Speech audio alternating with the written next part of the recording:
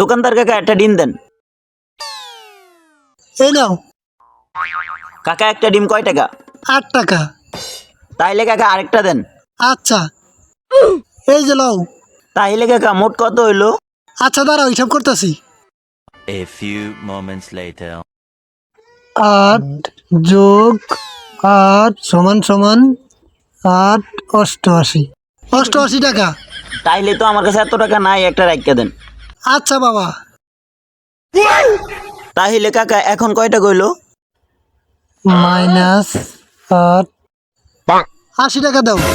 কাকা আমার কাছে 80 টাকাও নাই, এটাও রাইখা দেন। আচ্ছা ঠিক আছে। মাইনাস 8 তোমার 72 টাকা বিল হয়েছে, দাও। কি কোন কাকা, আমি তো কিছুই নিলাম না, 72 টাকা বিল হলো কেমনে? এবার আজকে 25 বছর ধরে ব্যবসা করতেছি, কেউ আমার ব্যবসায় ভুল ধরতে পারে না, আর তুই আছিস ব্যবসায় ভুল ধরতে। তোর 72 টাকা হয়েছে, ওই টাকা দিয়ে যা।